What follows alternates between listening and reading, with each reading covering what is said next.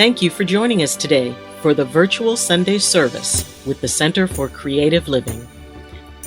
CCL, a charter of the Universal Church of the Master, has served and supported the spiritual needs of its community here in the Bay Area for over 20 years. Okay, everybody, it's exercise time. Let's do it. We just need a chat. Part of the game. You get out there, do you notice? Oh, first one, yeah. Over here.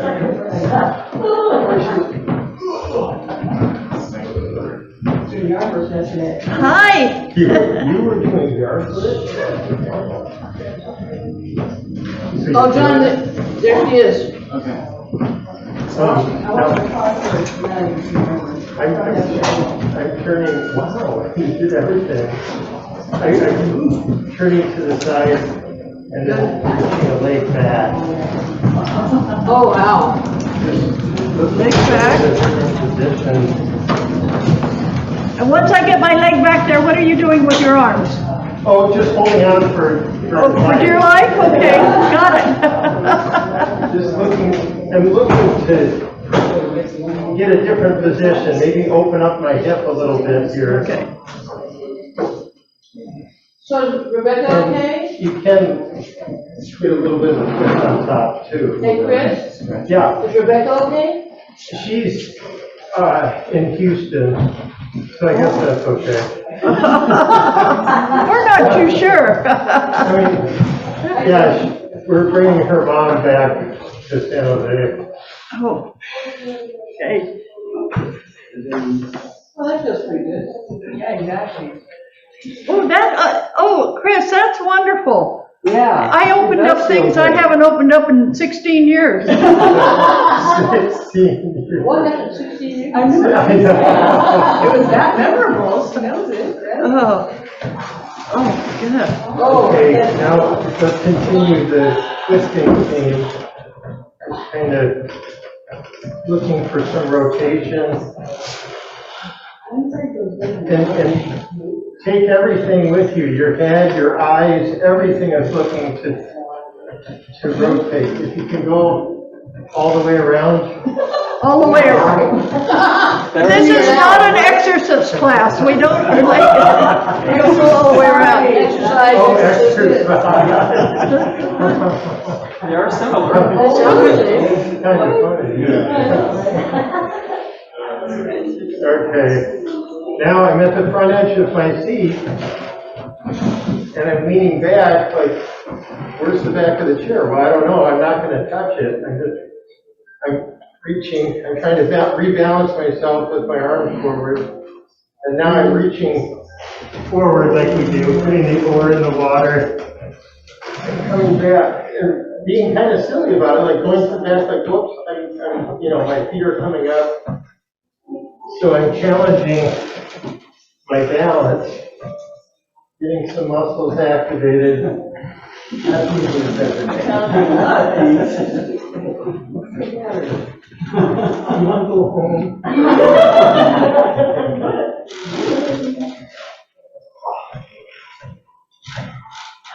See what I mean, Dad? Yeah. Yeah, yes. Well, that's because you have a core.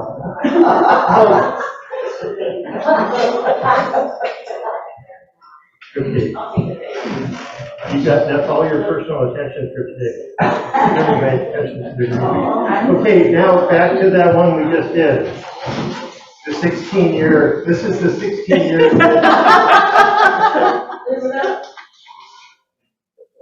See if you can get a little bit more this time, reaching, looking, imagining, opening up, letting go.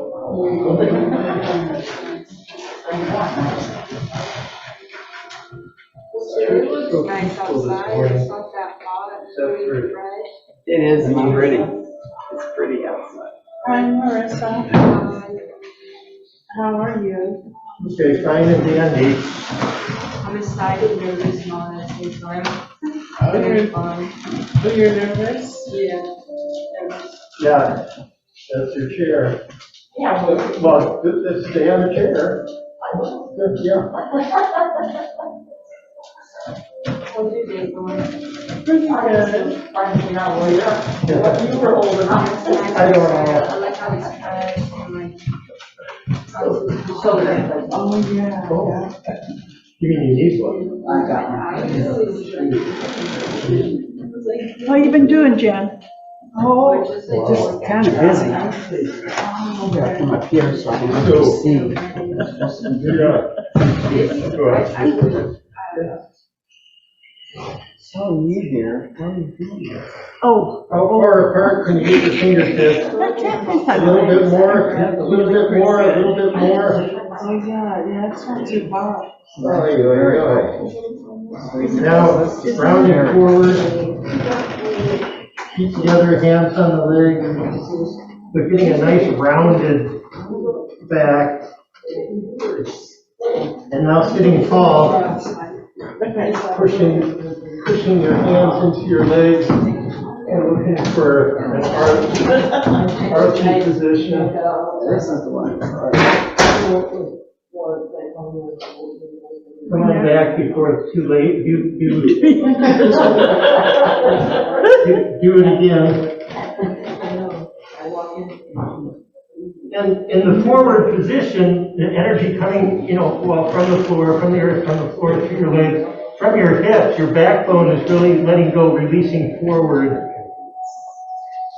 Let your head reach away from your body. Stretch. Good. And then look the other direction again. The arch. we're not gonna do anything you do naturally, is it, unless you're looking at pigeons? Right, exactly. Just, yeah, just some waves. No, you wait. All right, that was good though. Everybody should do that. That's a good exercise.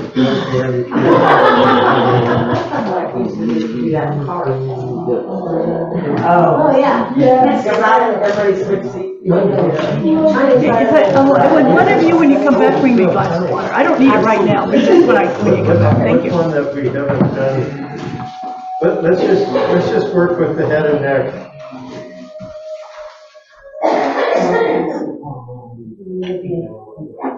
And just with nice extension through your backbone and rotating. You can use a hand on your leg to get a little extra stretch around the edge of the twist.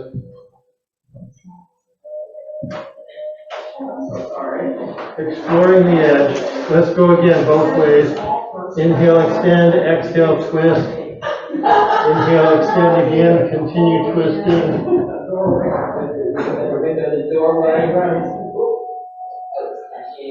Going to that edge and breathing and looking for a little bit more stretch, a little bit more twist. Good stuff.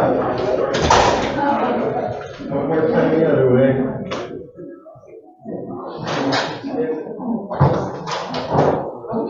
You see how you're kind of going with the breath, inhale, extend, exhale, twist, and breathing into the twisty, stretchy. Okay. Oh, hi. Hello. Let's touch the toe. Any toe. We don't have to wear masks.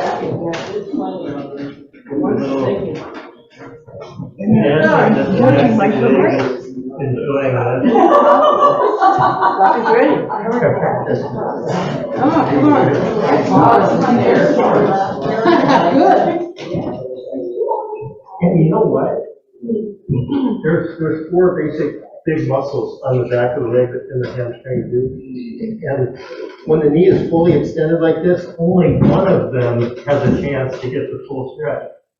But when the knee is bent, the other three get their stretch. And that's fine and good. So that's kind of why I wanted to say that, is you get credit for both ways.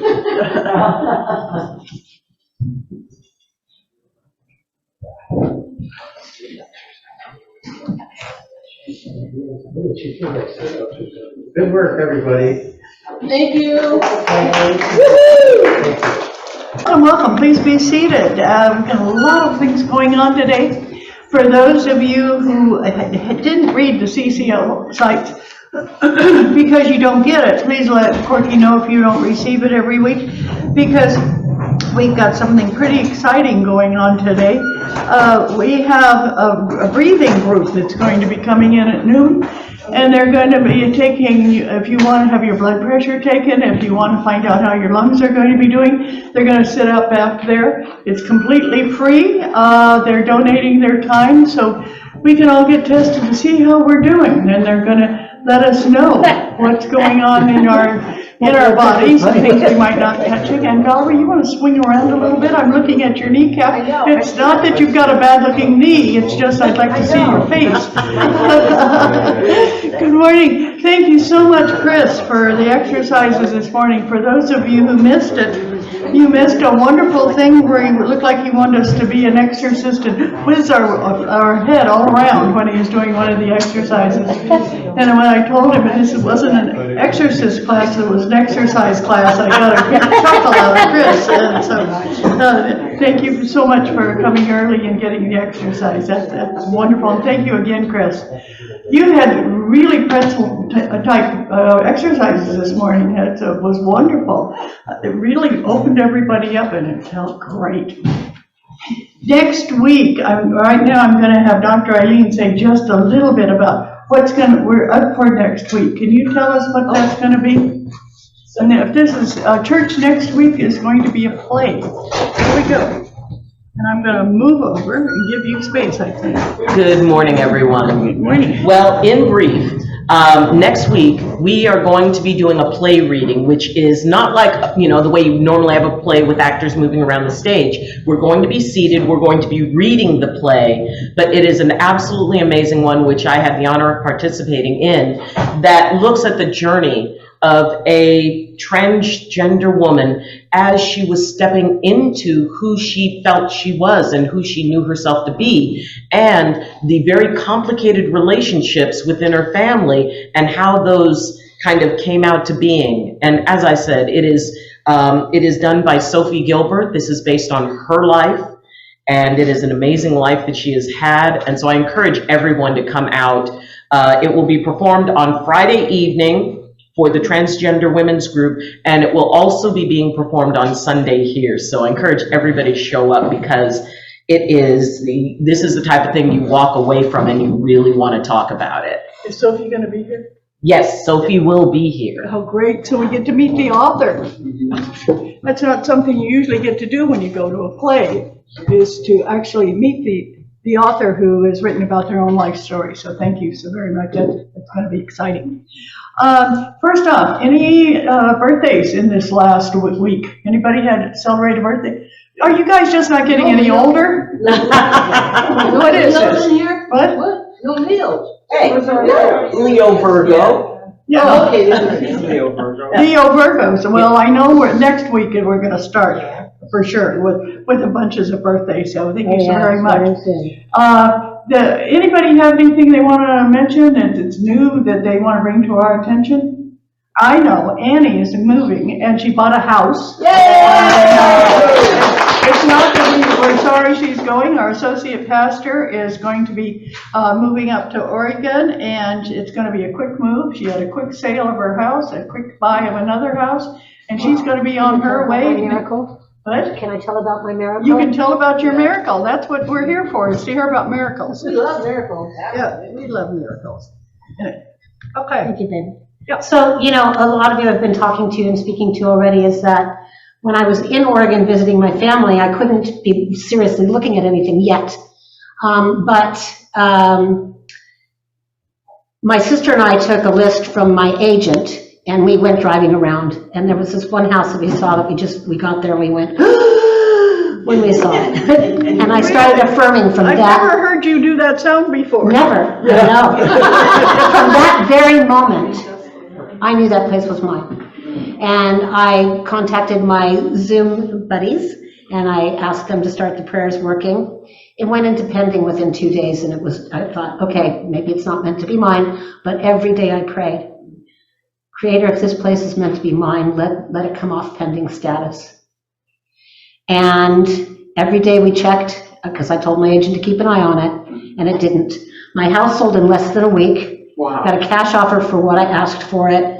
But I have to be out of my house by September 3rd, so I'm sort of looking around going, okay, universe, it's time. And I was about ready to make an offer on a manufactured home that was triple wide on its own land, but with an HOA and rules and, all that good kind of stuff.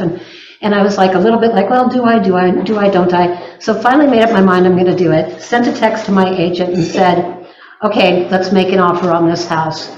He called me 5 minutes later and he said, you ready for me to make your life more complicated? I said, sure. He said, remember that house that you really liked? I said, oh, the one on 35th and Spring? No, Ann, the one you really liked. So I'm gonna say it. On Victoria Lane, which is the name of the street. He said, it just came off pending. Something told me to look right now, and it just came off pending. I said, let's make an offer. It's older, it's smaller, it needs a lot of repair, and it needs a lot of remodeling, but it's mine to do. I'm so grateful, and everybody's prayers are really happy. I get to move on the 3rd, but I can't be in my house till the 6th. So me and my cats will be in a kennel, I'll be at my family's, and my stuff will come up on the 6th. So, thank you, I'm so excited.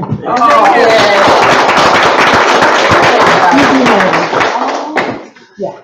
And what all that means to me is we need another associate pastor. So,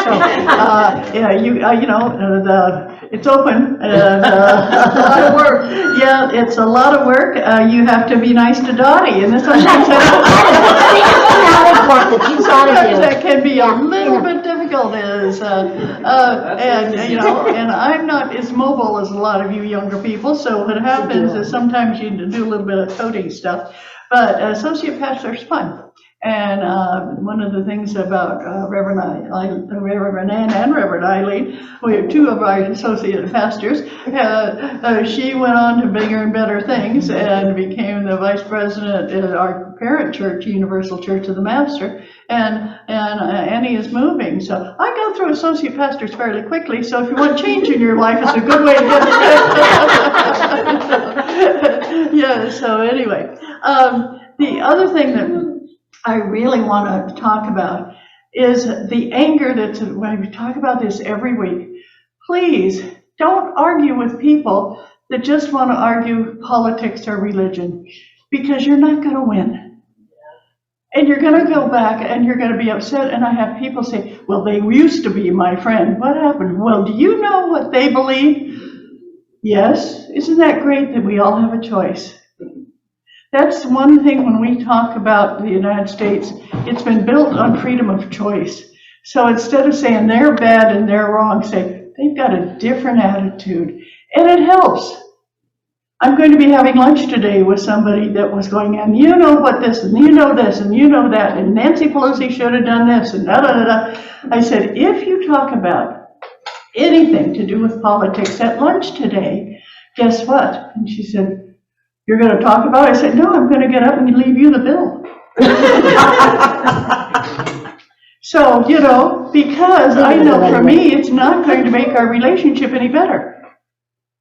It's really going to stop it. It's probably really cold. And so she went, okay, I promise we won't talk about politics. Good. I think it's going to be the best luncheon I ever had with her.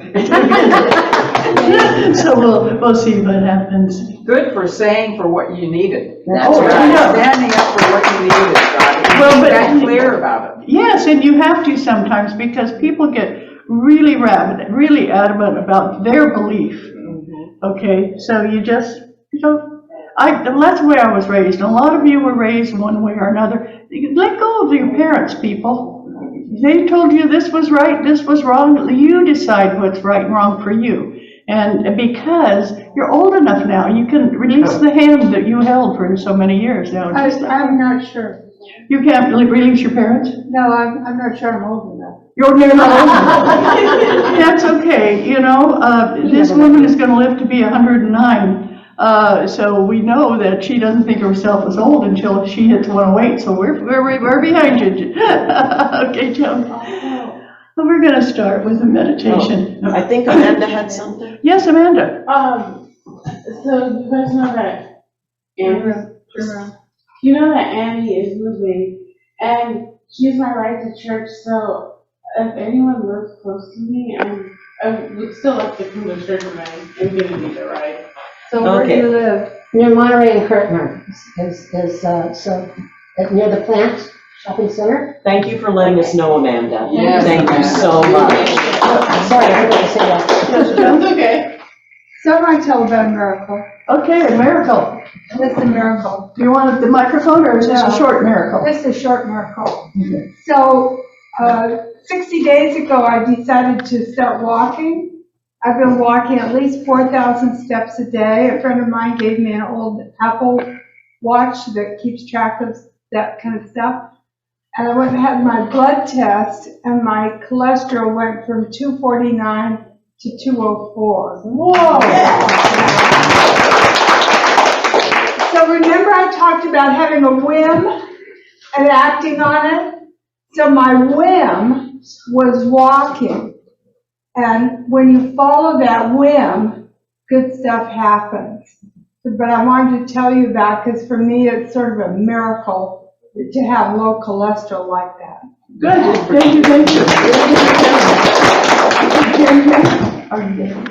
Yeah, ready. And I just have a quick announcement. Prayers were asked just of me this morning. One of our incredible interns at the Bill Wilson Center, whose daughter was murdered about 20 years ago. The murder, it was a pretty brutal murder.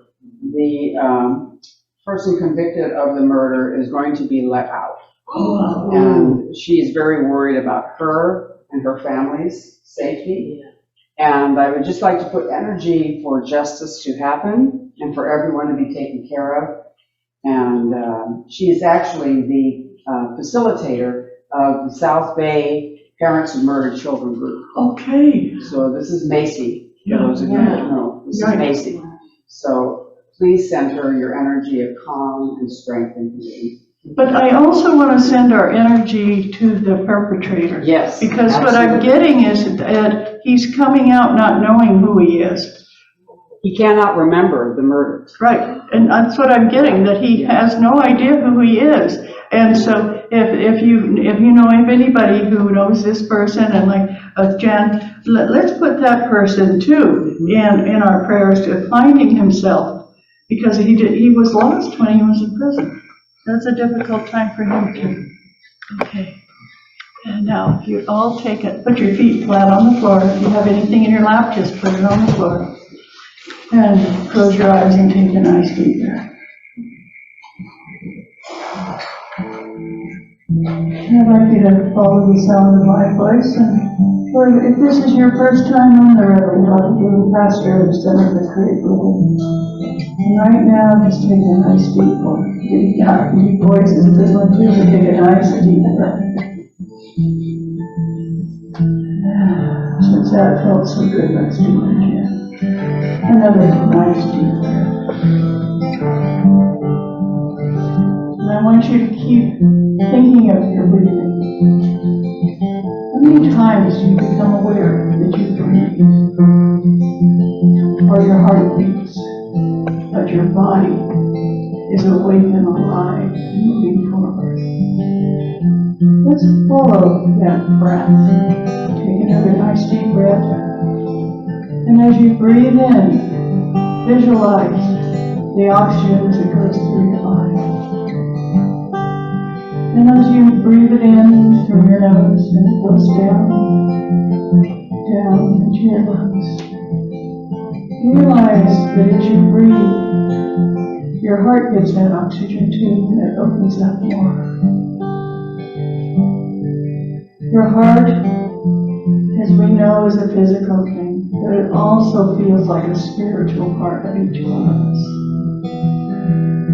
So this time when you take another nice deep breath, visualize that oxygen going down and collecting the energy of the Creator. Whether you call the Creator, Mother, Father, God, all that is, Spirit, whatever, you visualize the Creator. Pick up their energy. Pick up that energy and replace it into your heart. So that all day today, as you breathe each breath, you'll be connecting to the one.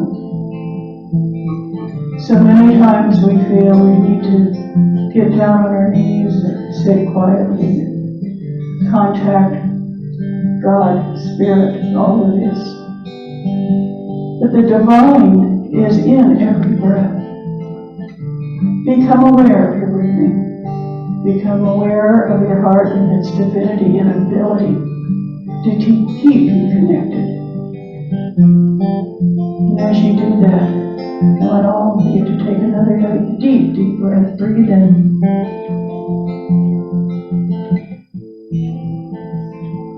Hold it in.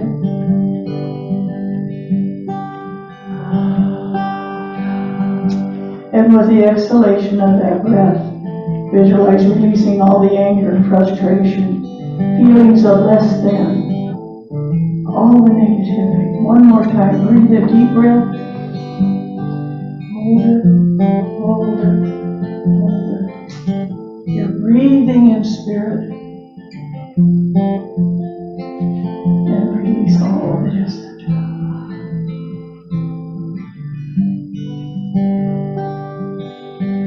Now our Reverend Dr. Janet Childs is going to lead us into another part of this meditation. And if you prefer to keep your eyes closed, fine, but whatever is comfortable for you.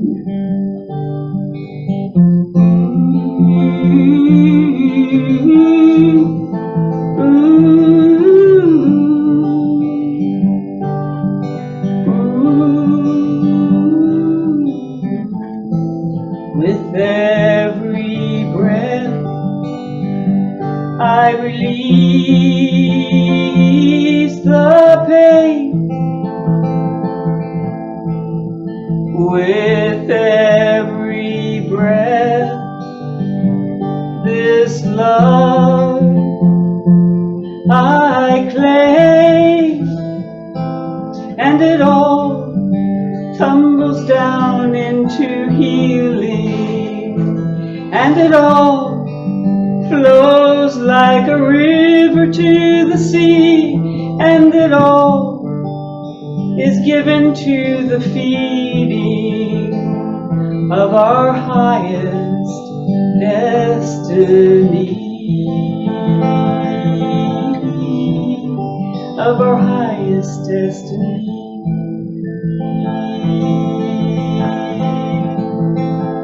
So I'll open, oh, the door of my heart and my soul. Oh, I'll open the key to this mystery inside of me, and I know with every breath I release the anger, I release the fear, and with every heartbeat I make, I bring the spirit of my world near to me, near to me, oh, near to me.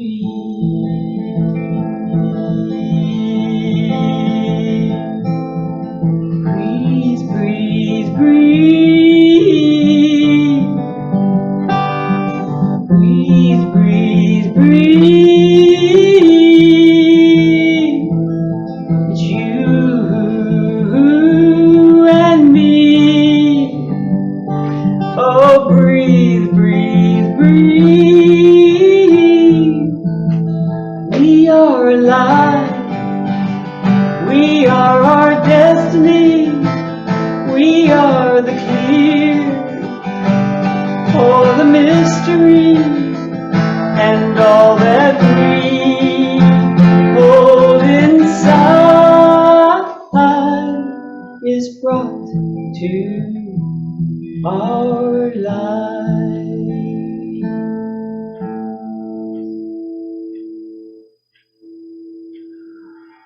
Just take another deep breath. And when you're comfortable, open your eyes. Rest it.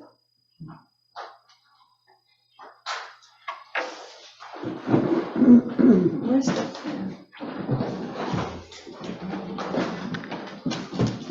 We're so lucky. We're going to have somebody who has written a song that they're going to be singing for us. And please welcome Risk. Yay! I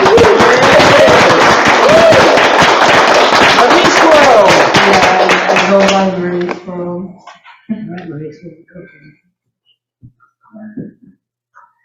Happy to be here. I'm alone in darkness, so dark I'm awoken, but I'm asleep. I see images, a beam of light, a voice, a woman's voice. So beautiful and lovely, I love darkness, and following the beam, listening to her sing. When she lives on the beam for others, in the dark isn't that bad. My body has to rest. I open my eyes, now I can see everything I have. It's amazing feeling, knowing you're a human being, and you're living, it's a blessing. If you're living,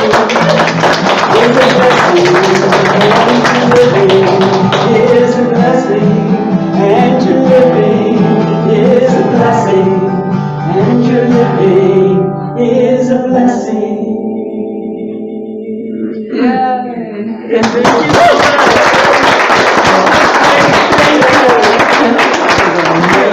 it wasn't for you, Dottie.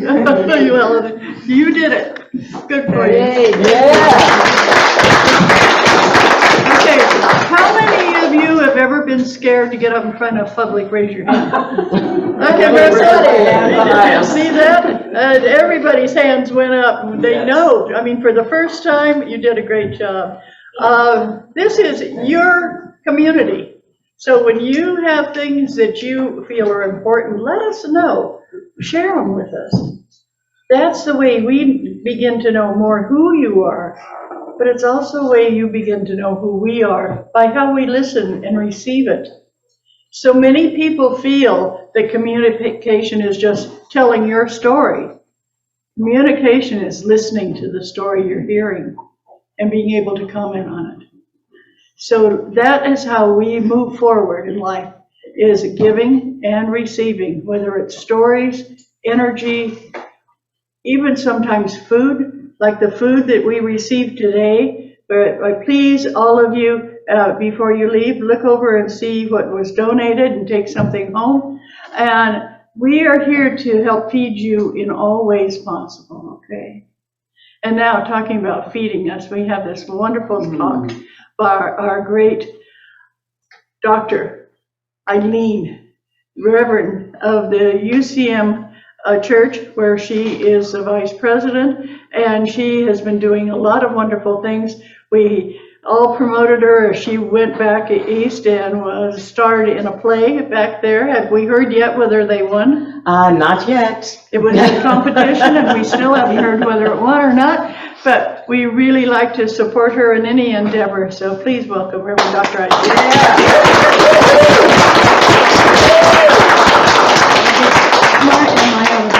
You are just perfect. Oh, I knew that, but I'm out of your way. You make me think of, oh Lord, it's hard to be humble when I'm perfect in every way. So good morning, everyone. All right, so I've got 20 minutes? 20, yeah. Okay, all right, we can do that. 25. All righty, so, you know, often when we think of storms, we think of hurricanes, we think of, you know, huge things within nature. But storms are something that it's anything that creates a big change that you may not have had a vote in. Now, does that mean every storm is beyond our control? Absolutely not. Because quite honestly, I know, at least for me, there's a lot of storms in my life that I created myself. I put off things until the last minute. From being in school and you've got that book report that needs to be done and you pick up the book the night before it's due. Yep. Or maybe it's, that phone call you have to make to, change a plan, and you wait until the last minute and the person goes, "Why didn't you tell me sooner?" We all have our reasons for avoiding the storm. And sometimes it's just because we're just scared. The unknown of facing the storm is more than we can deal with in that moment. And it doesn't make avoiding it bad. It makes it human. It makes it normal. We all have stuff we would rather not deal with. One of my favorite old jokes is about a woman who runs into a post office at 11:45, and it's April 15th, and she's asked the person there, back in the day when the post offices stayed open till midnight so you could file your taxes. So she runs in and she looks at the postal worker behind the counter and says, "What time what is the deadline for me to turn in my tax forms?" And they said, "Well, ma'am, you've got another 15 minutes. And she said, "Awesome. Where can I pick up the forms?" And the older I got, the less funny that joke got, because I started recognizing myself in it. But the thing is that whether the storm is something we're facing outside of us or the storm is something we're facing inside of us, it always has three parts. There's the preparation for the storm, when we see the storm coming. There is, and while the storms we choose can be an entire talk by itself, we're going to focus on the ones that we don't control. When something happens. I was in Louisiana for Hurricane Andrew. And I also had to evacuate 3 times from my home on the mountain twice because of fire and once because of a possible flood. And those are storms too. And there's always that point where there's the preparation. Now, in the case of the '89 earthquake, no warning. So we kind of skipped the preparation, although there's stuff we can do to prepare for it. Mm-hmm. But generally, there's 3 parts. There's the preparation. There is, okay, this is happening. And we go through the 5 stages of grief in each one of those parts. Preparation, oh my gosh, there's something coming up. Well, we go into denial. No, this is not happening. We go into anger. Excuse me? This is happening? We go into bargaining. Okay, if this can just pass me by, if this storm can just kind of dissipate on its own, that would be awesome. Then there's depression. I am helpless in the face of this. It's happening whether I'm ready or not. And then there's acceptance. Okay, we're doing this. It's not bigger than me because nothing else has ever been bigger than me. You've overcome 100% of everything you've ever faced. If you are here, you've overcome 100% of everything you've ever faced. It may not have always been pretty, and it may not have always been the solution you wanted, but you did it. And if you can do it for all of that, you can do it for this. And then we start taking a look at, we let the whole thing go from our right brain, which the right brain is wonderful, it's creative, it is inspirational. But unfortunately, it's also that place where we create self-defeating stories. Like, I can't deal with this, I can't do this, how can I get all of this done in this amount of time? See, it's a good idea to let things go into the left brain first, because the left brain says, problem, solution. Here's a problem, we need a solution. It's about logistics, it's not about feelings, it's not about, all of the stories. It's about, here's a problem that needs solving, and it will go to the most logical solution for it. When we're preparing for a storm, we go into the left brain. It's like, okay, this is happening. As an example, when my mountain was on fire, it's like, okay, go through all the stages from denial to acceptance. And once I hit acceptance, it's like, all right, I need to figure out what in my cabin means the most to me and what I can fit in my car. Then I go into, it's like, okay, I need to take extra reading glasses. I need to take, the most important paperwork, the documents. So I went from feeling helpless in the face of my mountain being on fire to, this is happening, how can I make the best of it? What will give me the outcome I want? And that preparation piece is really, really important, because that's how we begin to feel less helpless in the face of it. And maybe it's a surgery that needs to happen. Maybe it's a huge move that needs to happen. Maybe it's, dealing with something, a job change, a sudden pregnancy, suddenly you're getting married, or whatever. You find out that you have COVID and you have people you take care of, or you find out that, you need to suddenly be the caregiver for someone. Yes, we go through all the emotions, and at the same time, we can start going, okay, what do I need to do to put this together? There's an old joke, how do you eat an elephant? One bite at a time. And a journey of 1,000 miles starts with one step, and then one that follows it. So as you consider going through and honoring the fact that it may suck a lot, and letting the right brain go into this is so unfair, throw yourself a 15-minute pity party, cool, take an hour, no problem. But the thing is, keep in mind that all the time your left brain has already started working.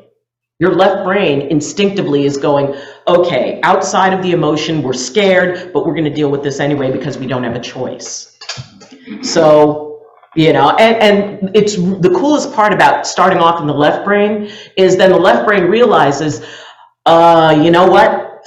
All the usual stuff, all the usual ideas are not going to get us what we need. We need a creative, outside the box type of solution. Hey, right brain, you're really good at thinking outside of the box. This is the outcome we want, which gives the right brain something specific to do. It doesn't just roam around on its own thinking of hard things. It goes, okay, so that's the outcome. All right, now we can figure something creative for that.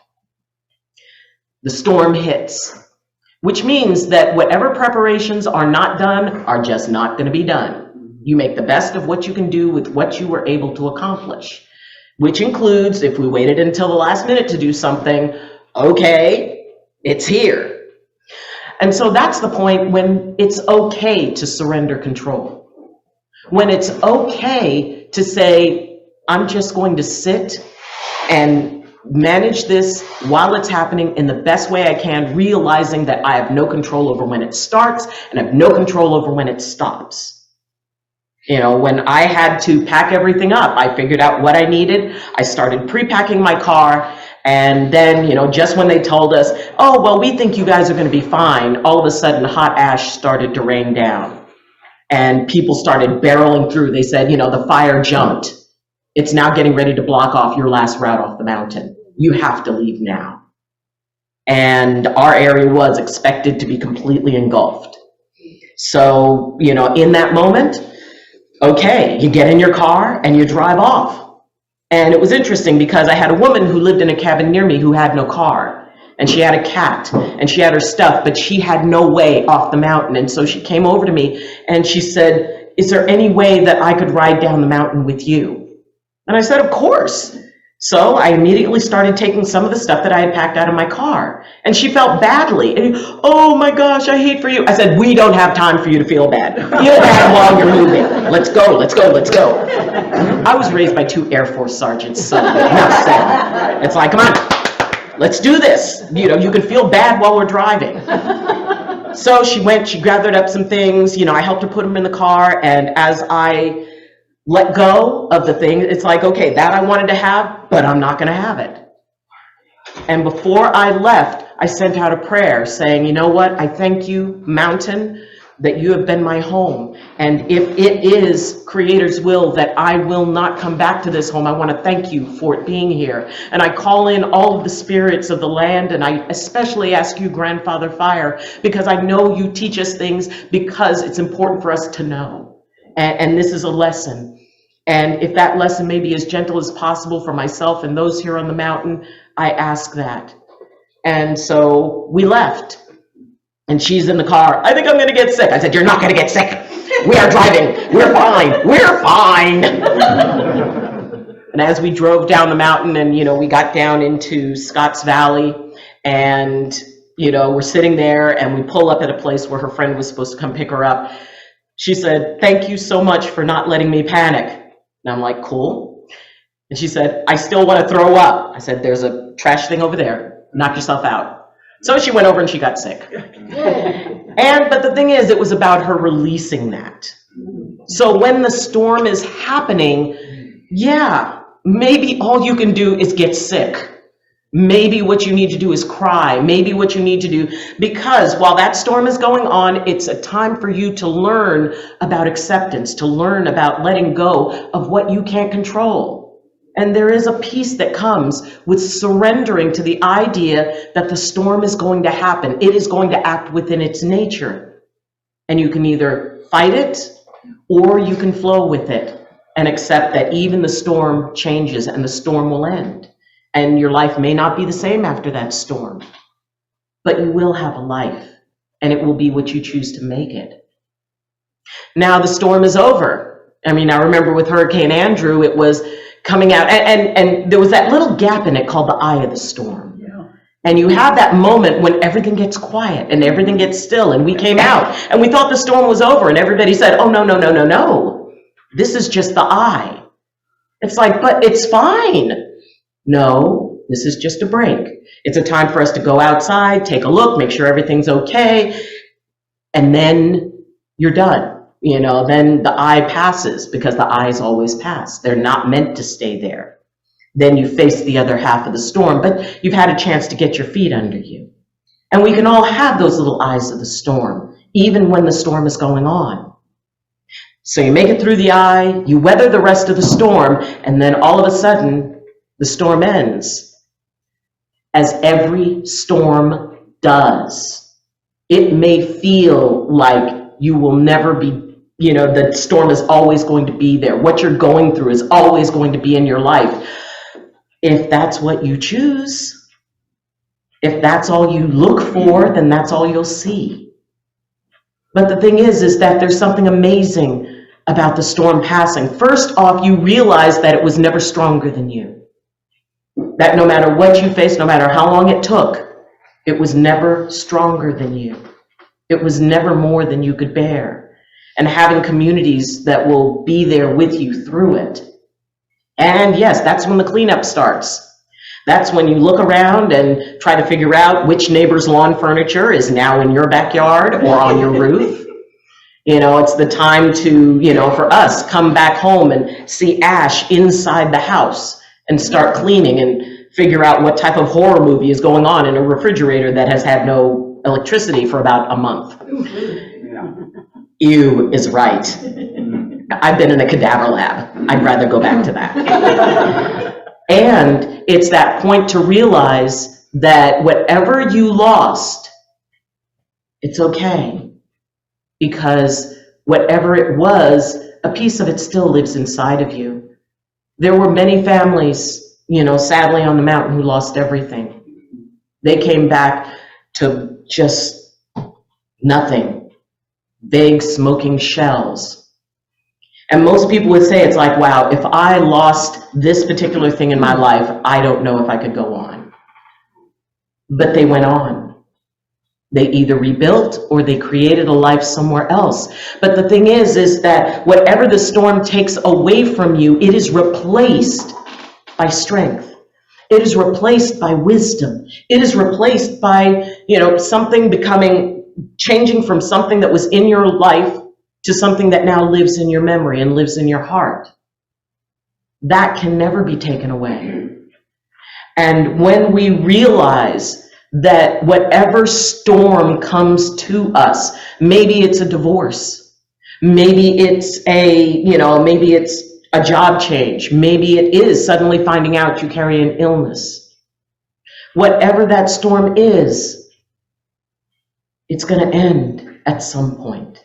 It will pass at some point. And like I said, the grief process, you know, when you're in the storm, you're going to go through those same 5 steps. After the storm, you are especially going to go through those 5 steps, because the world you knew may be gone, and now it's up to you to rebuild a new one. But know that you don't have to rebuild it alone. There are people who understand. They will never know exactly what you're going through, but they will understand enough because they've walked that path. They know what it means to lose everything. I cannot think of anything worse than losing a child. I mean, in my mind, as a parent, when I think about the things that, if I could pick one thing that I will never have to go through, that would be the one thing I would choose. I would face anything else. And for those who go through it, I mean, my heart out to every single person who has had to face that. And the thing is that when they understand they don't have to face it alone, because there are others who have been through it who can say, yeah, I get it. So whatever it is, that as we recover from the storm, as we come out, as we, look for our lawn furniture to see whose roof it's on, as we look at the wreckage of what was, there is always the potential of what can be. The storm is not just something that destroys. It's an opportunity. It is an opportunity to realize I can do more, I can be more. Maybe things that I was attached to, I realize I can live without. Consider what you would, in whatever vehicle you have, if you had 1 hour to put everything in it, and that was all you could take, what would you take? What would you grab? Corky. Well, we don't, we'll just say pets and spouses are included. But the idea of what else, what things in your life do you believe that you couldn't live without? And in some cases, the storm is dealing with trauma, because trauma is a storm and it can go a very, very long time. And when we deal with that, there's so many layers to that storm. But the thing is, that storm can end too, unless we try to maintain it. Unless we're so afraid of what is on the other side. It's like, well, if I stop grieving this person I love, does that mean I'll forget them? If I stop grieving this experience, I don't know what my life is without the pain of this. And it's choice. That is a storm we can choose. And we can choose to at least open up the possibility that there is sunlight after that storm, that there is strength after that storm. Maybe what you had is torn away, but it gives an opportunity to clear the ground so you can build something new. This is the eve of Lusana. Lusana is the Druid celebration of the first harvest. It's when the first things get cut away. It's the first time that, that as fall begins, it is that time of celebration of, these fields are going to be gone. And these are the first rewards that we get from it. But it is also a sign that winter is coming. So we need to draw things to ourselves. We need to harvest as much as we can. And yes, next year there will be another harvest, and the year after that, and the year after that. But for this moment, this harvest, those fruits of our labor, to appreciate them, to make the most of them, because winter is coming, because the storm is coming, because there is always going to be a storm. There's always going to be an opportunity, if we can view it that way.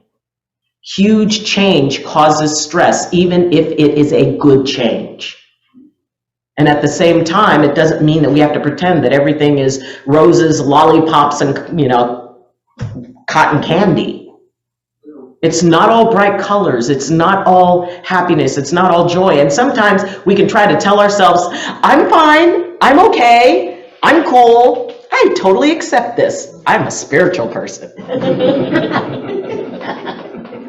And it's okay for even a spiritual person to say, this sucks! Who is in charge of this? I want to speak to a manager.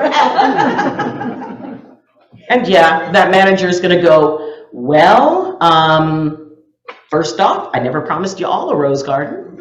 And second, this is something, I know it's uncomfortable and I'm sorry, but it will serve you. I am clearing things out of your life that may be standing in the way of you doing something else. If you lose your home, I've lost a home.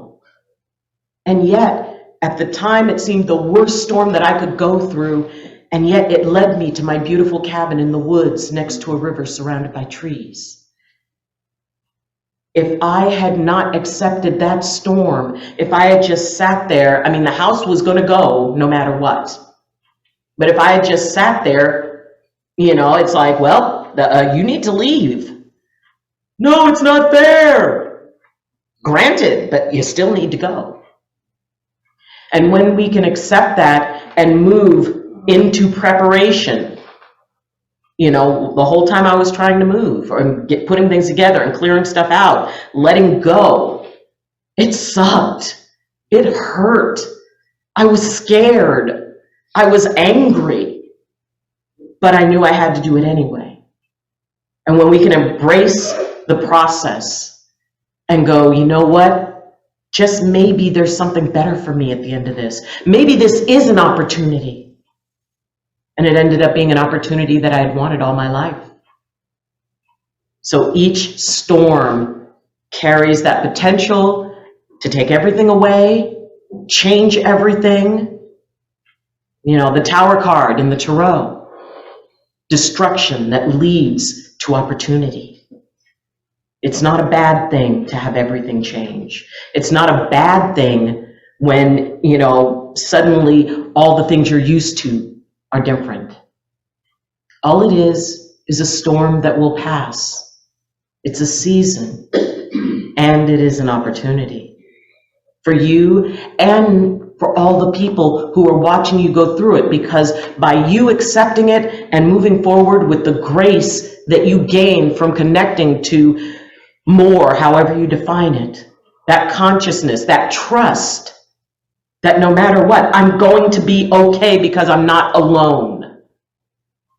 When we're able to do that and step into that place of, this is not happening to me, it's happening for me. And even if we just say that to ourselves, after a while, it's going to become your reality. Whatever storm you are experiencing, and everybody out there, whatever storm you're experiencing, I'm sorry. And I hold you in prayer, and so does everyone else. And it's not happening to you. Maybe it's happening for you. And it's not that it's destroying everything, it is clearing the way for opportunity. So, whatever you can hold on to, if you have to tell yourself a story, tell yourself a good one. Tell yourself that this is the best thing that could possibly happen to you, and something amazing is going to come on the other side of it. But either way, remember, you see the storm coming, grieve. At the same time, do what you need to do to prepare. While it's going on, accept it and accept the beauty and the peace that comes with accepting in that moment. Not only aren't you in control, but you don't have to be. And you can even use that time to start planning for the other side of the storm. And after the storm, go out, look for your lawn furniture, find someone else's lawn furniture, keep theirs if you really like it. But appreciate that on the other side of it, if you got nothing else, you now know that the storm was never more powerful than you and never would be. Thank you.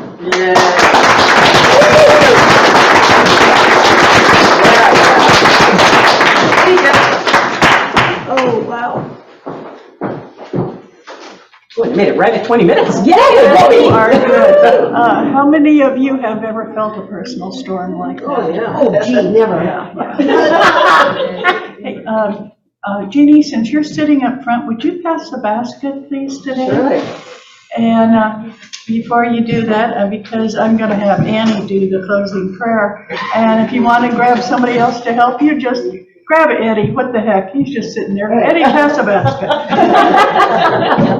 I'd like for you all to look at your program. If you didn't get a program, shame on you, because this tells you what's coming up. And what it has is a statement that we make about giving, and read it with me. It says, giving to the ministry from which I receive my spiritual support and nurturing is an affirmation and consciousness of the truth that spirit is the prospering power, enriching every area of my life. And so it is.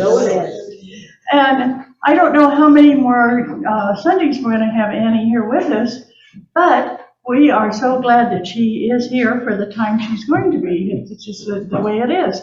So I'd like you to come up and do our closing meditation. While you're coming up here, if any of you are not getting the CCL insights that Courtney sends out every week, please give us your email so you can get it. It tells you not only who's going to be speaking, what's going to be happening, but it also tells you what else is going on in the community. And it's a good way to keep in touch and also see pictures of people, and you can say, oh, I'd like to go hear her, or oh, I don't like her, or whatever. We let you have free reign on this. And also, the Universal Church of the Master, our parent church, is having a conference coming up September 10th. Yes. And we're looking for items for the silent auction. Also, if there's anybody that's really interested in Egyptian things, let me know. I've got a lot of them that were given to us for the auction, but I've got too many for that. So just let me know, and I'll let you know what types of things we have. Thank you so very much, Eddie. Thank you so very much, Jeannie. And there we go. Yes, sure. Can I share a little miracle? Sure. Come on. A quick miracle. I love it. Was that the day we met? Yes. Well, yeah, definitely. Yes, everything I've good known- in my life has stemmed from that. I mean, I've so. known you, what, 60 years? Almost. It's 50, over honey. 50. Over 50. Don't make me older. Oh, okay. There you go. Actually, what I wanted to talk about is I had a really bad week. Speak in the mic, honey. Sorry. I had a really bad week. I got disappointing news from my doctor, and it hurt me more than I thought it would. As most of you know, I have stage 4 chronic kidney disease, and my kidneys are about 20%, but they've gone down now.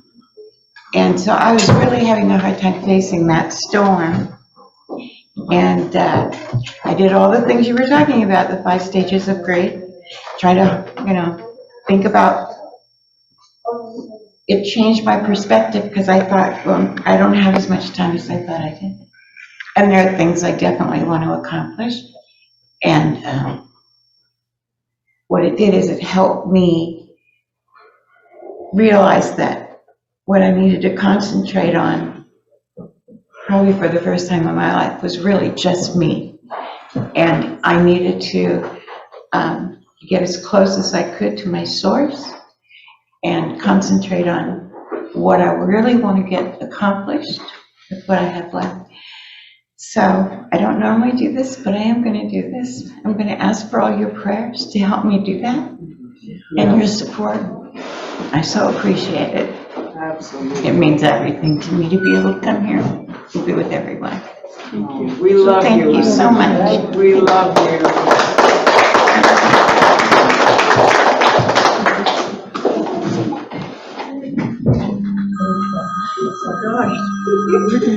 God's calling. That was quick.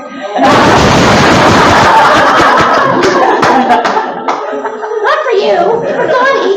That's good. This is your luncheon gifts? No,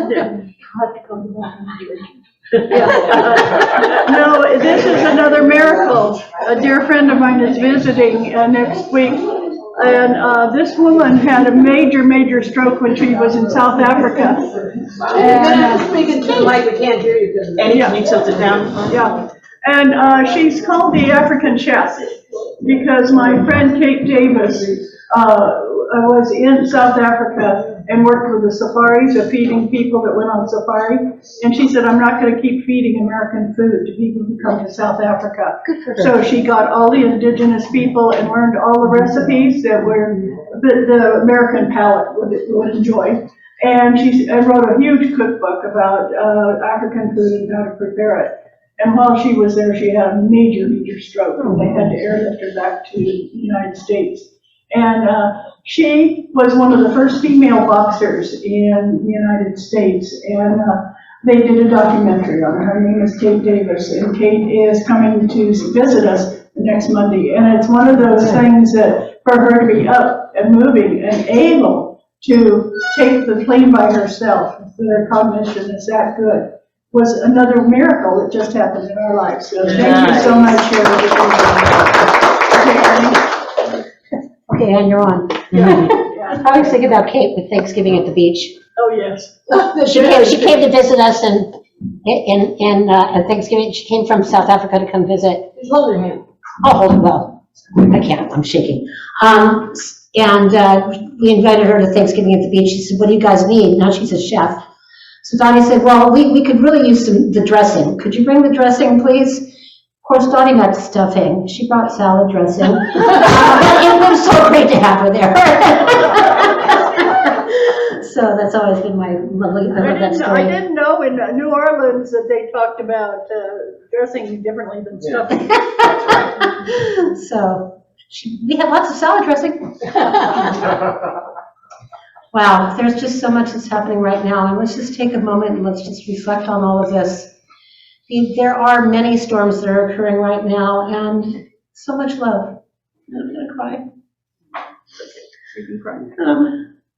Patty, I'm thinking about you, and I saw your prayer in the prayer request.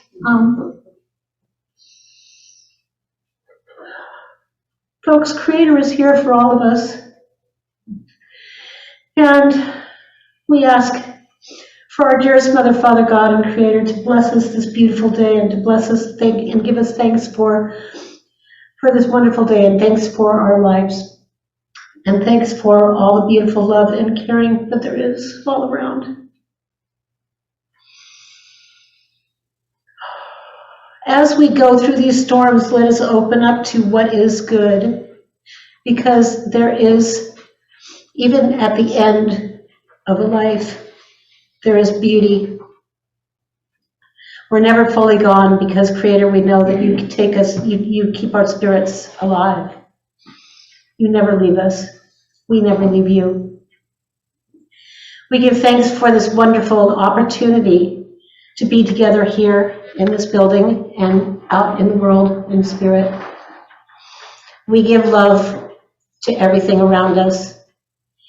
And as we walk through each and every day, we recognize that there is a oneness, a connection that we all share. We don't have to put a name to it. Creator, you help us to feel it. And we do.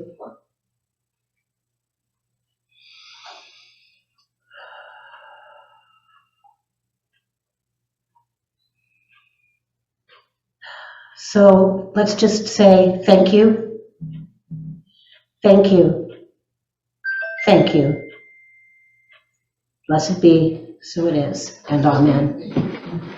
And by the way, my last day is August 31st. Okay. And do we have somebody from the group in the back that would like to tell us what they're going to be doing? We've got a microphone, you've got an audience, what more do you want right now? Thank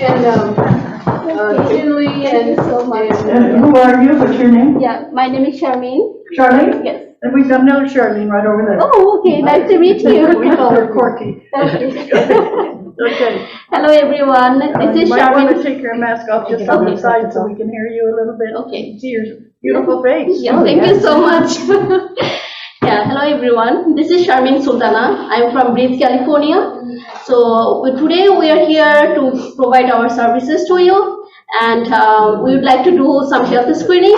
So we are going to do blood pressure measure, pulse oximeter measure, and lung health screening. So we have for the lung health screening, if you don't know, it is called the pulmonary function test, or it's like a small device. You have to just blow, and it will tell you the lung capacity. So how it's good or bad. So it comes out with a percentage. So we'll tell you that how is your lung condition.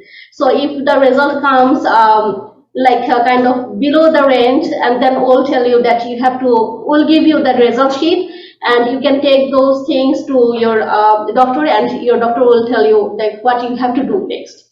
So yeah, I think we can do for all of you. So just you have to keep patience, and I will give you some paperwork. So you have to just put your name, and for the lung health screening, you have to just check some questions. So if it is yes or no, that's it. Yeah, it's a very simple test. So thank you so much. This is the first time I'm here, and yeah, I hope we will come soon, come again. Yeah, next time. Welcome.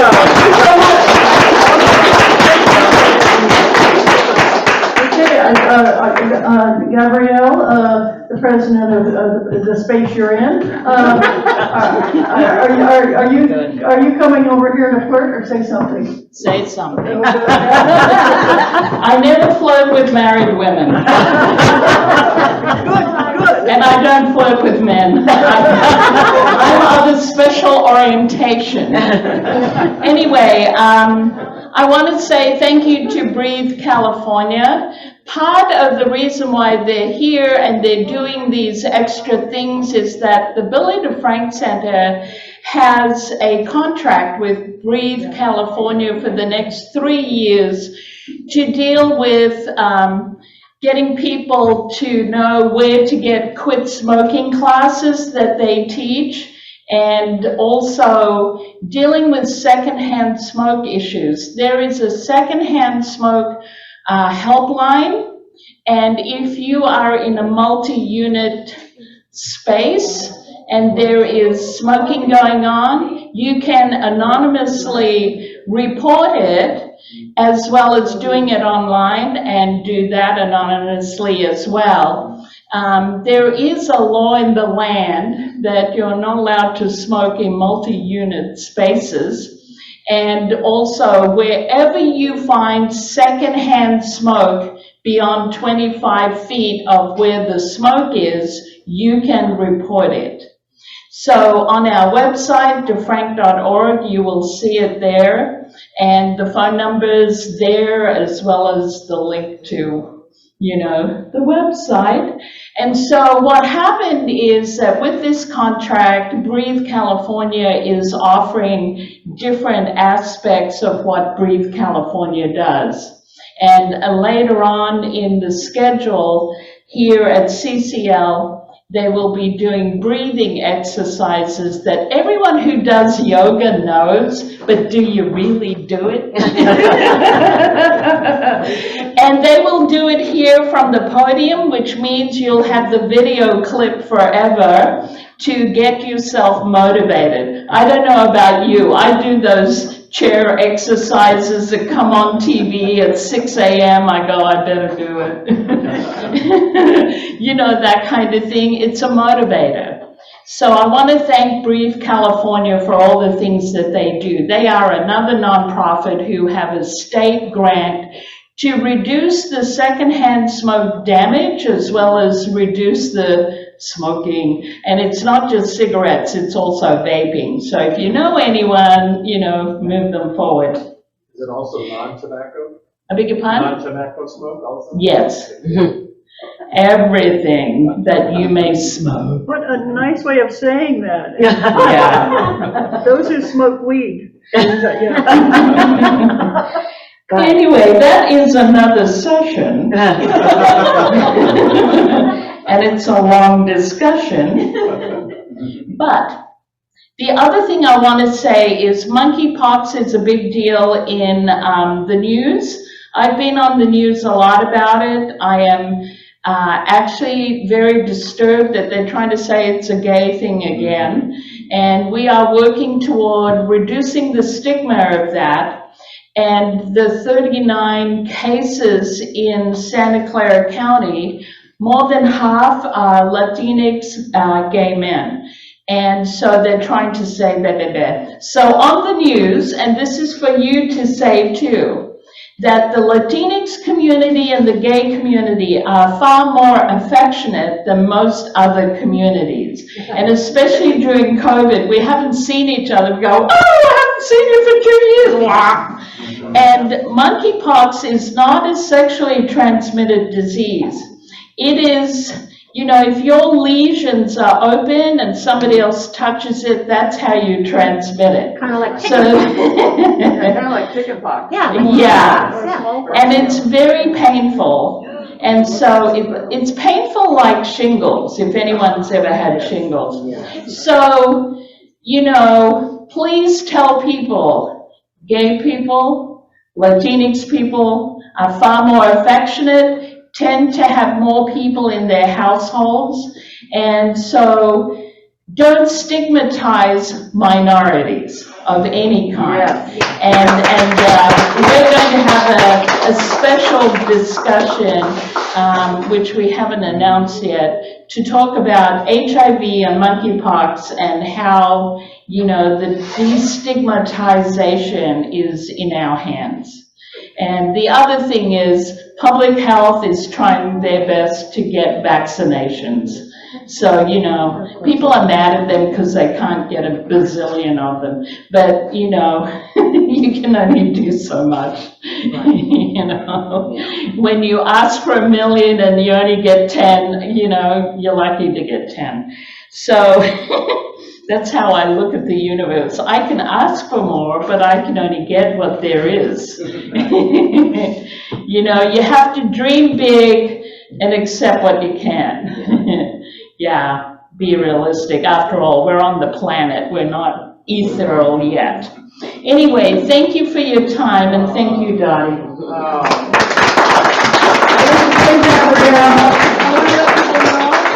Okay, so our speakers, you got a lot of kudos for your talking. It says, Annie, so Julie, and it says, Yay Annie, and, Donna Christensen says she's never seen you so happy. And, let's see. For those of you who don't know, Courtney is reading what people on Zoom are saying. These are the Zoomers. And then Glenda Julie say, well, what a powerful message, Dr. Ayleen. Thank you so much. Remember us, reminding us the 3 evacuations we have had to, reminding us, we've had to do to sure change what is important to life. And you will be in our prayers. Where are you? Patty Baker is here, and she is in our prayers. And for her sister. And Sherry. So Sherry was up there. Okay, wonderful sermon, thank you. Prayers for Sherry. Donna, and I love you, Mama Boone. Thank you, everyone. Thank you, and have a beautiful day, and we'll see you next week.